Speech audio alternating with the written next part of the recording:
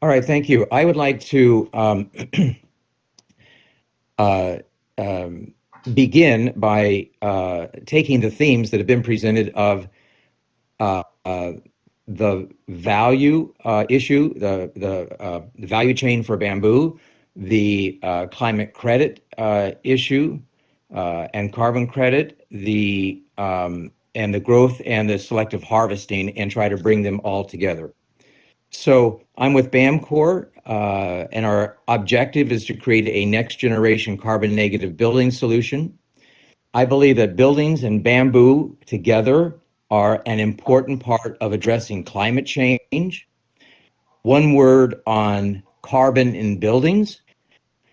A lot of focus has gone into reducing the operating carbon of buildings, but it's the embodied carbon of buildings that will hurt us immediately, because all of the embodied energy that gets released as carbon in the building of a building happens at the beginning of the building, whereas all of the operating efficiencies of a building occur over time.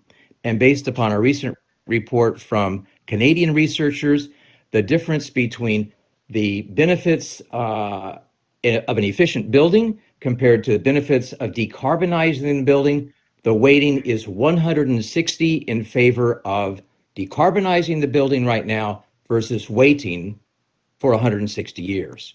So it's the decarbonizing of the building right now that is the powerful move that bamboo can help address. In the decarbonization of a building, we have to move away from concrete and steel in their legacy forms, and that pushes us towards wood. And we've already reduced the standing stock of wood by 10% in just the last 20 years. But moreover, as wood regrows as a fiber source for the structural frames of buildings, it takes 45 or more years on average. And that pushes us to faster growing fibers. And bamboo is at the front of that list. A lot of people are champions of bamboo in conjunction with the idea that you can potentially sequester more carbon through timber bamboo. But to be clear, and two of the researchers have already pointed to this, especially if you've read some of the research. If you follow my cursor, this would be the total standing stock of the carbon that would result from an unharvested bamboo plantation. It would go like that. And wood in a 20-year period would stay underneath it. But then if you projected this out over a long period of time, the wood would pass, typically, on average, the best of the bamboo plantations. However, if you start selectively harvesting that magic 20 to 25%, so that the health of the stand or the plantation remains intact, then you are able to extract a lot more carbon in that healthy way. And then the question is, what do you do with the carbon?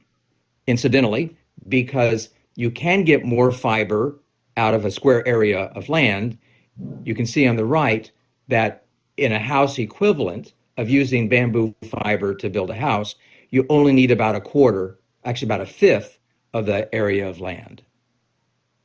So I'm making the point, borrowing from the earlier presentations, that bamboo and buildings go together.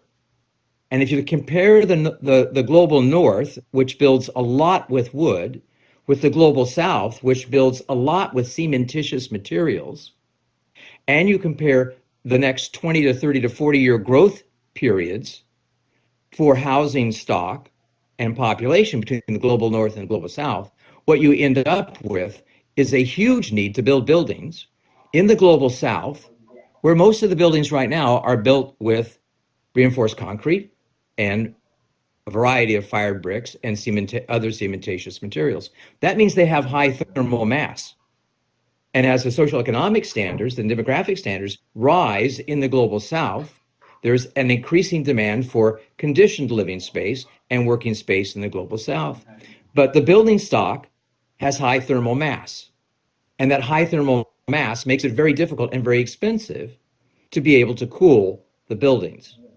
So the opportunity to bring bamboo into a solution in the built sector relative to the embodied carbon of buildings is pointed and high exactly in the global south. Where does the embodied carbon come from in buildings? It comes first from the cement. It comes second from insulation. That might surprise you. This is for a cavity-based system. So this is a more global north building method. It comes from the exterior cladding, and it comes from the interior surfaces. And that all gets released at day one. We're advocates of using timber bamboo to address the embodied climate of buildings, but builders aren't interested in the embodied climate, the embodied carbon of buildings. They're interested in the properties that allow them to make a building. And so far, while we talked about using bamboo as a building product, nobody's addressed the superior nature of timber bamboo relative to stiffness on the bottom and on the vertical strength. Typical framing timbers around the world are down in this bottom left-hand corner, unidentified because for us, this is commercially proprietary data.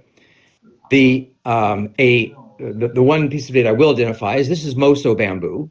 It is stronger, that is, it's harder to break than wood, but it's not stiffer than wood. These three species over here are all clumpers. This is a temperate. These are all clumpers, and they are both stiffer and stronger than wood. That means we can use them in ways that we haven't used wood before, but we haven't used bamboo before. So our solution that we have in the marketplace right now is to create a hybrid panel of wood and bamboo. This is a combination of wood and bamboo here, and another identical panel here. And we're going to create a wall that has a cavity in the middle, unlike reinforced concrete. And we're going to be able to fill that cavity with a green-based insulation. And as a result, we have lower thermal mass, we have higher thermal performance, we have lower acoustical transmission, and we have a tighter air envelope than we would with reinforced concrete. So it's those properties, bringing those properties together, that allows us to have products to offer to the construction sector that they find attractive. Because currently, there are no carbon credits that are going to attach to construction stored carbon. And the builders in the Northern Hemisphere, at least, don't have that particular interest right now. And I suspect they also don't in the Global South, with a few exceptions for ESG investing. So what do? We take timber bamboo, we combine it with some wood and sometimes some eucalyptus. We create a hybrid panel that's highly engineered. And with that panel, we prefabricate it to a building of any type up to 5 stories. And then that building can be assembled in about half of the time, because all the panels that we make, made out of the super strong timber bamboo in hybrid relationship with other fibers, all of that is prefabricated to millimeter accuracy and delivered to the job site, so it can be put up almost like an IKEA puzzle. The result for climate, though, is there. Even though nobody buys it for climate, the result is there. And a single-family detached house in North America, US or Canada, we can save approximately 223 metric tons over the service life of the house. And an important part of that is the embodied energy. And at a global scale, these are from LCAs, these are not internal calculations. At a global scale, one LCA analysis suggested that 10 gigatons of CO2 can be brought out, can be captured, can be removed from the atmosphere by using, a framing technology like we're describing here. Another LCA that was not published, but done for the Gates Foundation on our product, suggested that it would be about 25 gigatons if adopted at scale globally. So this is for this low-rise product that goes up to 5 stories that I introduced. We're also developing a next generation cross-laminated timber bamboo. And just briefly on the right, these are embodied carbon numbers. So our mass timber bamboo here beats all of the cross-laminated timbers in lower embodied carbon. And compared to traditional concrete and steel in a warehouse, it's 50% less embodied carbon. And the key thing again is that embodied carbon happens all up front. And climate change is a problem of timing above all else. Solutions in 2030 and 2040 and 2050 will not help us if we pass the tipping points. So where do we go from here? In the US, in Canada, there's a group called the Carbon Leadership Forum, which is leading both architects and engineers, focusing on the embodied energy of buildings. Embark was a Canadian study, a great primer if somebody wants to see that. But also there's a problem in the background, which is important to mention. If we all love bamboo because it can be selectively harvested every year, 20 or 25%, the problem is carbon accounting as specified by ISO standard 21930 does not give bamboo the credit for regrowing the following year. It treats bamboo like wood, and it assumes that the carbon that it captured in 1 year and that we then stored into a building, presumably semi-permanently, maybe 75 or 100 years, it assumes in the carbon accounting, it takes 100 years for that bamboo to regrow. So one of the initiatives that we're working on is to try to address this misunderstanding in the carbon accounting. That will hold back buildings as the main demand for harvesting timber bamboo. And if timber bamboo is going to do what we want it to do for climate change, it doesn't do it unless it is selectively harvested annually. So this is to me, this is the biggest single problem we have, and I can see it in the background of the many presentations that we had today. And this is the point down here about the carbon accounting. So with that, I will just share that we have published 3 papers on the topic of getting carbon in buildings. One called Carbon Farming with Timber Bamboo, one called Direct Air Capture and Bamboo Air Capture. And we try to compare those two to help people who believe that direct air capture, this high technical, high cost, long-term effort, could be improved on if people would just look at bamboo in the same light. And then recently, we presented at the International Union of Forestry Research Organizations, a paper called Our Green Down Payment. So those are the comments that I would offer back.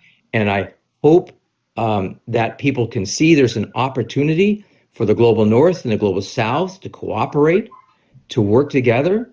I believe the future of timber bamboo needs to be in buildings where it can be permanently stored. It is intuitive, but it is wrong when people want to take fast-growing bamboo, high structural value, fast-growing bamboo, and put it in paper. That paper will turn right back into the atmosphere as CO2 within 2 to 3 years. So let me stop there. And again, thank the organizers. And I too had an opportunity to learn. So that's appreciated.